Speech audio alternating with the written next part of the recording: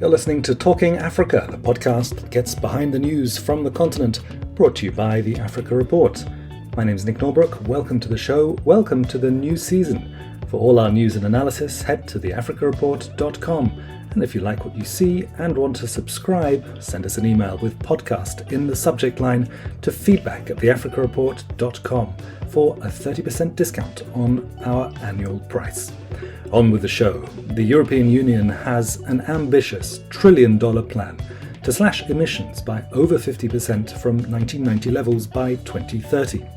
This can present opportunities to African countries, but also threats, from shutting African agricultural products out of European markets to locking the door to finance for projects the EU believe are not green enough, to managing the uptick in demand for critical raw materials for the electric revolution like cobalt and graphite.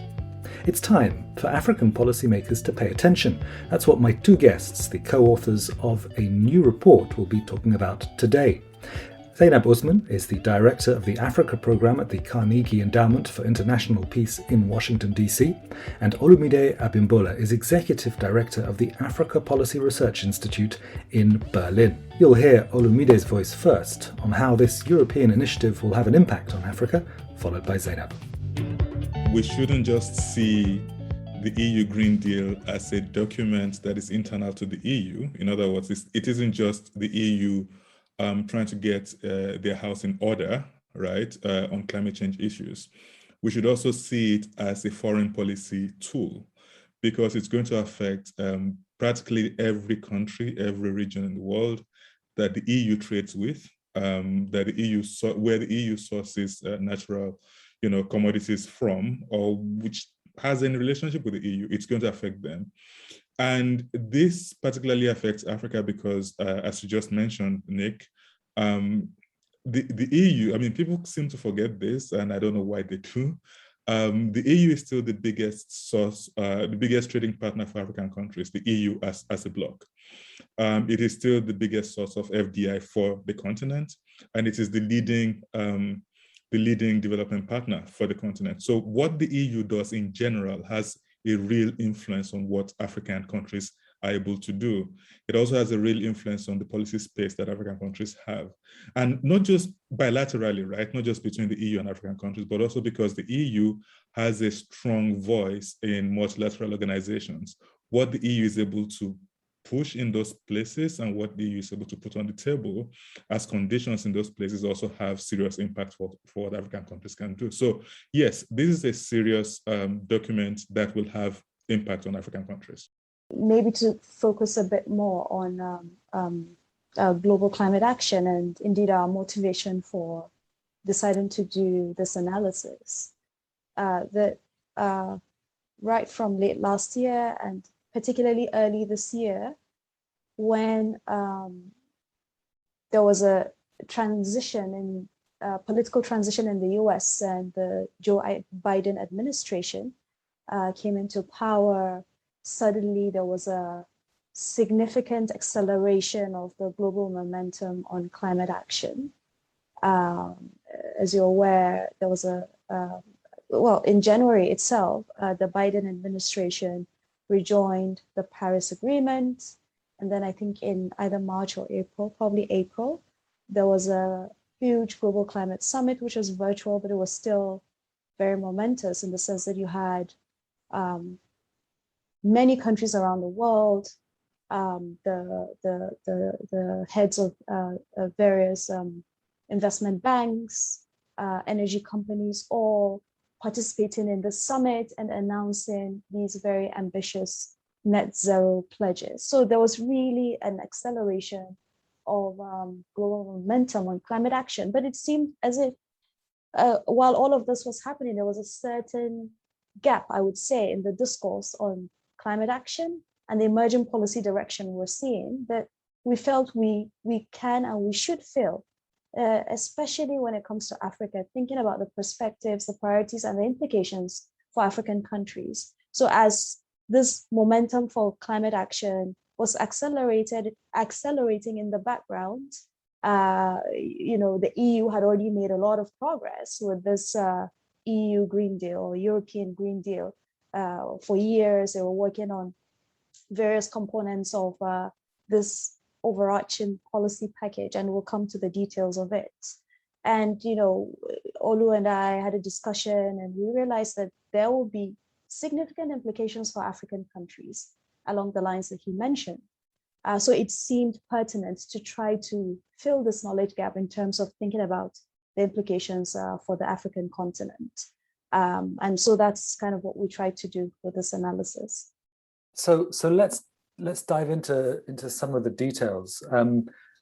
On agriculture, the European Union has some history in coordinated action on agriculture, which has shut African produce out of European markets. It also, with the common agricultural policy, subsidizes its farmers to a huge extent. Given the impact that the common agricultural policy has had on African agriculture, there may be some policymakers on the continent who will see a new round of efforts to restructure agriculture and put new phytosanitary guidelines and non-tariff barriers with a little bit of apprehension.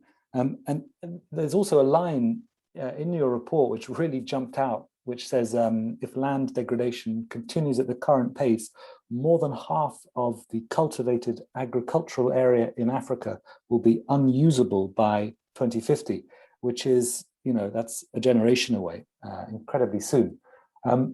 What do African countries need to do to lobby Europe, first of all, in a way that will make the European Green Deal not impact African agriculture hard? And secondly, what are the mitigation assistance channels that could be demanded in exchange for some of these new reforms that are arriving in the Green Deal? Thank you very much, Nick. That's the trillion euro question. Look, much of what we're seeing coming up under the EU Green Deal as part of the package relating to agriculture is going to make things harder, but things are already hard, right? So I think one of the questions we should be asking at this point is what have been on the table, right? From African governments towards the EU over time before now. Because the common agricultural policy that, like you said, isn't going to go away. They're trying to remodel it in a way that it will serve the EU Green Deal. So it's still there. The subsidies are still there. So the real question is what is the EU going to do about that, knowing that the CAP, the cap, is there anyway. Now, in addition to that, we have other issues that are coming on the table that will also affect African countries. So we have a list of recommendations in the paper for African countries. Talking together with one voice to ask for certain things is there, and there are other issues too that African countries have to do. But beyond that, I think we should be talking more about the issue of fairness in this whole discussion in general.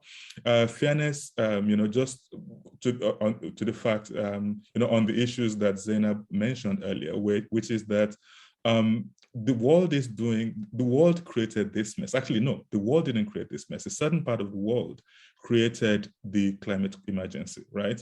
And we shouldn't, sorry for using the word, punish other parts of the world for a mess created by a certain part of the world. And so we have to talk about this in a sort of holistic manner, having agriculture as one part of it, but that's not the only part. One of the things related to land and land use is conservation, and part of this European Green Deal involves something called Nature Africa, which is a biodiversity strategy, and it aims to put a chunk of land and sea under sort of conservation principles within Europe, but also seems to want to do the same in Africa as well. And there are people in Kenya. We had a very strongly worded essay by Christine Mungai on the Africa Report recently talking about this. They look at conservation efforts in Kenya, and the underside of it is the displacement of many peoples who live in the slightly more arid parts of Kenya in the north. A lot of people pushed into not very high skilled work under the aegis of a conservation project. The denigration of modes of farming, such as cattle rearing, and things which can actually be quite destructive. So if there is a new grand initiative, how do we avoid conservation coming at the expense of dispossession and some of these other phenomena? I think here, and I'm going to give a generic response to a specific question, which is that it's going to be very, very important to take into account what the specific countries themselves are thinking about with respect to conservation strategies, taking into account the perspectives and priorities of indigenous communities and communities just generally in these areas, right? But also maybe taking a more, for lack of a better word, a more forward-looking approach to conservation, because, as we all know, the approach to conservation has been fraught with its own challenges, some of the challenges that you just outlined, low-wage work, sometimes even low-skilled work, dispossession, environmental degradation, and oftentimes in the name of preserving these pristine lands, pristine areas, the activities that are involved in that process can also be quite, if not destructive, can be quite questionable. So perhaps my generic response is that there needs to be a greater effort to take into account the perspectives of various stakeholders, the communities in questions, the governments in these areas, but what also the African continent is more broadly thinking about with respect to conservation, is what I would say on that front. And I would just come in and basically agree with everything Zainab said, because if you in the paper we were very careful to point out different initiatives that exist on the continent on some of the issues that the EU is dealing with under the EU Green Deal, and saying that there are chances for the EU to work with African countries on some of them, right? And not just that there are chances, there are already existing initiatives, some of them continental, some of them from a group of countries, some of them national, that offer collaboration opportunities to the EU. So I would say that especially in the case of conservation, I'm pretty sure that most of the countries that are affected by this already have some plan, right? So should the plans be made better? Maybe, but that's somewhere to start from.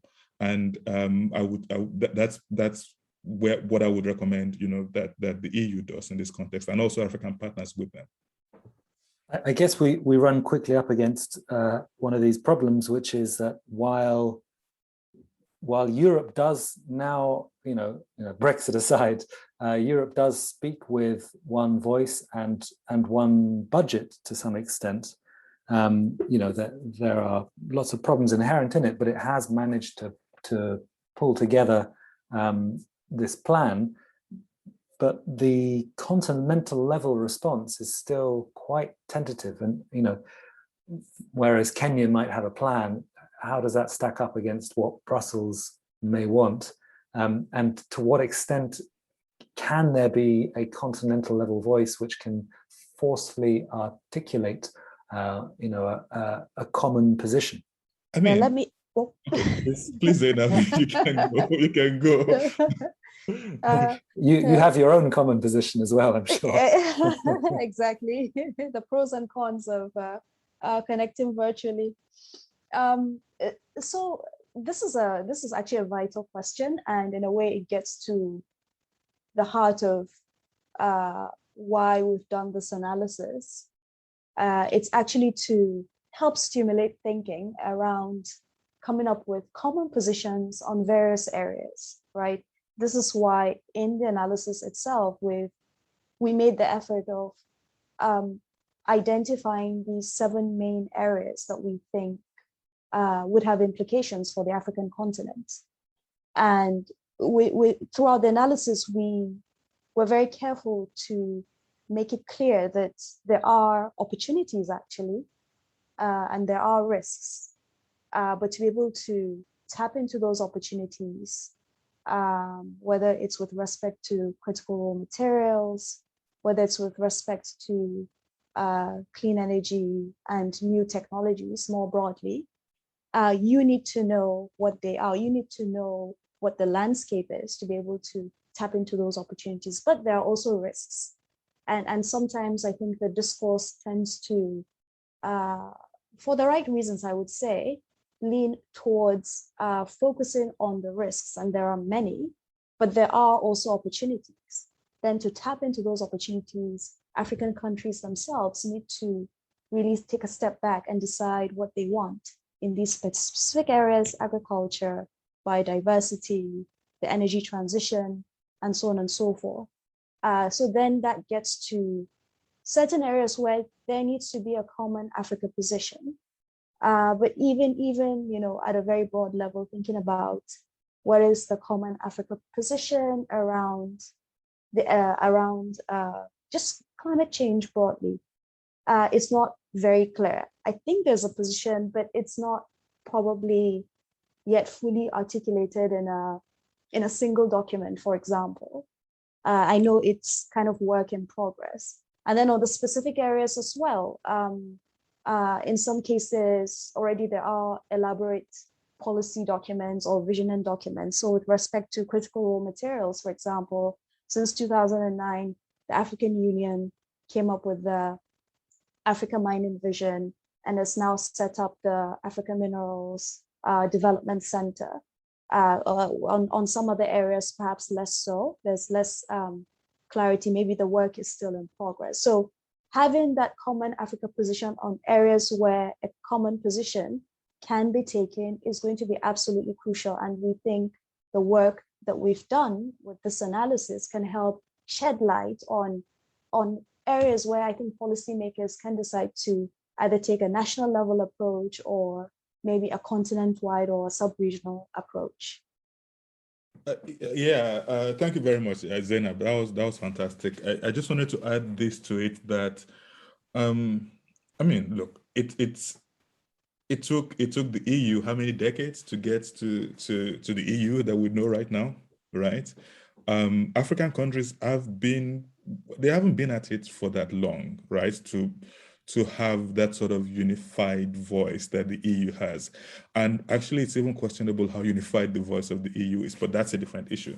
So I think it will take a while, but I can see things accelerating on different fronts. So a very good example is what Zainab already mentioned, which is the African Mining Vision, right? Which was actually done, I think 2009. So that's quite a while ago, but it was a very forward-looking document that imagined how to use African minerals to develop, to industrialize Africa, right? But of course, it needs to be brought into right now, especially around critical raw materials discussions and around the energy transition. So that conversation is going to have to happen. But so that's one example of it, is the African Mining Vision. Another is the African Continental Free Trade Area. I've said in other contexts before that for the first time we actually know what Africa wants on trade, right? Which is to use trade as a tool for speeding up industrialization and manufacturing, right?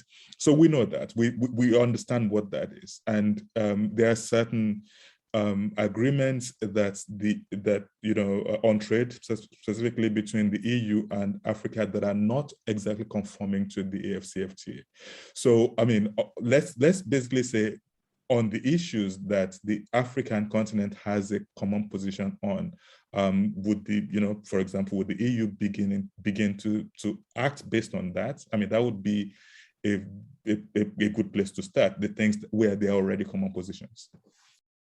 Okay, so you mentioned the mining piece, and that's really about the energy sources of tomorrow, and let's talk about that in a moment. But I guess the sort of the beating heart of this entire thing is the move from fossil fuels to these future sources, and this European Green Deal is pretty ambitious in that respect. You know, it wants to cut emissions by over 50% from 1990 levels by 2030, which is tomorrow essentially. And to do that, it's going to have to generate a hell of a lot of clean energy. There'll be green hydrogen, and we can talk about that in a moment. But reducing oil is going to be a big part of it. Just a couple of days ago, I was amazed to see that the Dutch Civil Service Pension Fund has decided to start to divest itself of the shares of Shell, one of the oil super majors, which does seem to be a trend that we're going to be seeing more of. And so this phenomenon, hopefully, will be accelerating. But while we cheer the progress in terms of moving away from oil, there are still so many African countries who require oil exports and to an extent gas exports to pay their teachers' salaries and to build roads. And it's very difficult to turn around to nations who, I mean, let's admit it, have played virtually no part in the buildup of greenhouse gases. It's very hard to turn around to them and say, thanks very much. We're now going to close down this market for oil because European demand, and we said it right at the top of this conversation, the African and European economies are intertwined. Already, the French supermajor Total is struggling to get European financing for the East African pipeline, and that's perhaps great, but for Ugandan civil servants, it's terrible news. How do we square that circle, and to what extent? You mentioned the word fairness earlier on, and I'm really glad you did. To what extent can this transition that Europe wants to operate be made fair? So Nick, as you rightly mentioned, this is really the crux of the matter, at least with respect to Africa, that the energy transition more broadly that is being envisioned in the European Green Deal would have significant implications for Africa. This is where I think there's going to be a lot of high-level negotiations at COP26, but even beyond that. And we're already seeing now several African governments coming out to publicly state that the pace at which this energy transition is expected to happen is not very realistic, because it doesn't really take into account the starting point for many African countries. And also the way the energy transition has been conceptualized is very much based on the experiences and the priorities of high-income countries, high-income economies, including those in the EU. So we've seen the Vice President of Nigeria, Yemi Osinbajo, write an article in Foreign Affairs magazine. He's appeared in a number of public fora to make that case. We've recently seen also the President of Uganda make that case just a couple of days ago in an opinion piece in the Wall Street Journal. So I think fundamentally for the African continent, there are two key things that many countries are thinking about. You rightly mentioned exports, the export of oil in particular, but also in some cases gas to various parts of the world, including the European Union, meaning that once this fossil fuel phase out happens, then we're going to see a decline in export proceeds for these African countries from the European markets. So that's one aspect of it. The other aspect is within these countries' domestic economies, that these countries have low levels. Many of them, anyways, not all of them, still have low levels of electricity access. Right? When we think about power generation, suddenly it seems like it's going to be very difficult to be able to generate power, to have that base load of power from fossil fuel sources, whether it's gas, whether it's coal that is being used in other parts of the world. And governments are suddenly coming out to say that this is going to be very, very difficult for them. They feel like the rug is being pulled from under their feet. And then maybe a final mechanism, I would say, that would also affect the domestic economies of these countries is, and this is something we mentioned in the document itself, is with respect to the imports this time around from Europe of refined fuel. So whether it's gasoline or diesel or kerosene and other such fuels that are quite essential for the daily lives of African households and African firms. Again, with whether it's with the carbon border adjustment mechanism or just generally more broadly the energy transition itself, it's just going to be quite difficult to be able to import these refined fuels that are so necessary to the functioning of the economies of these countries. So at the same time, despite what looks like dark clouds hovering over many African countries, especially those that are reliant on hydrocarbons, I think there are certain things that countries would want to think about, and I think some are already thinking. So with respect to refined fuels, for example, I think there are countries that could have an opportunity to actually focus on domestic refining. And we're seeing, I'm sure, Nick, you've been following this too, the discussions around domestic refining in Nigeria. Indeed. Egypt, I think, is also trying to build a refinery. And those discussions are very, very contentious. But I think it's not all dark clouds, is what I'm trying to say. Countries that are able to at least shore up their capacity with respect to domestic refining can actually finally achieve the addition of value when it comes to the hydrocarbons and oil and gas resources. So this is really a fundamental area where I think the crux of debates and negotiations will focus on. There was a moment in the 1990s when South Korea made a bet on broadband and invested heavily in that. And I wonder whether Morocco, in its bet on solar power a decade ago, which has culminated in this interesting research facility around Ouarzazate, I wonder whether this is a similarly good bet that Morocco has made. If the future is using solar power to produce hydrogen to export to Europe, maybe Morocco is looking at a gold mine. Well, I would say that that's certainly the hope that that the bet pays off.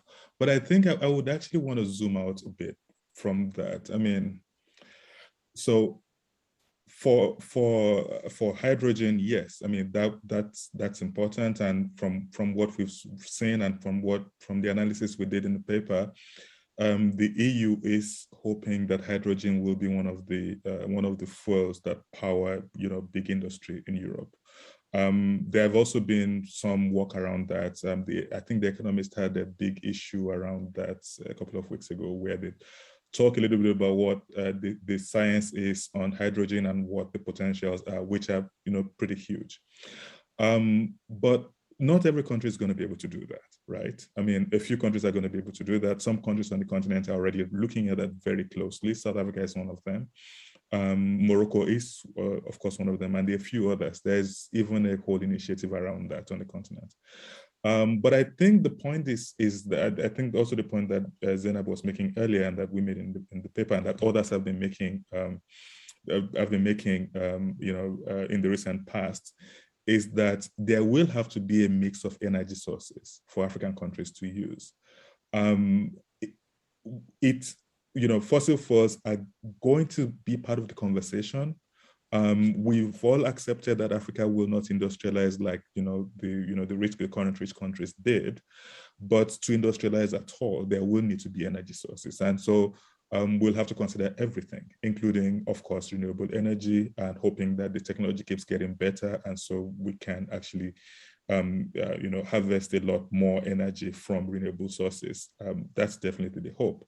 But beyond that, we'll have to have the conversation about other sources too, including fossil fuels. So, I mean, that's why I said I would move a bit beyond just the hydrogen and Morocco story, but generally on energy sources, because I'll round up with one anecdote that a friend told me. So I have a friend who runs a farm in the Gambia.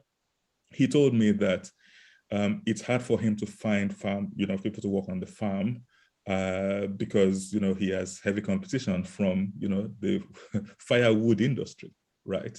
So that's what many people are left with on the continent: firewood, burning wood and turning it into coal to cook. So we will have to have a serious conversation, and part of it will happen at the COP, but part of it will happen outside of the COP, where we discuss very clearly what it means for places where there is little energy to transit, to renewable energy sources. So let's talk a little bit now then about the minerals which are required for this next green industrial revolution, from the cobalt essential for the batteries of electric vehicles to all those other critical raw materials which you list out in the report. And the leap in demand is quite incredible. Many African countries have some of these rare earth and other materials. The Democratic Republic of Congo, it seems to me, could position itself as, a battery for the world, almost, in terms of the cobalt and other resources it has. But, I'm not going to teach either of you about the history of the Democratic Republic of Congo and the way, more broadly, raw material procurement in Africa has been a history of slavery, colonization, then corruption in some of these procurement of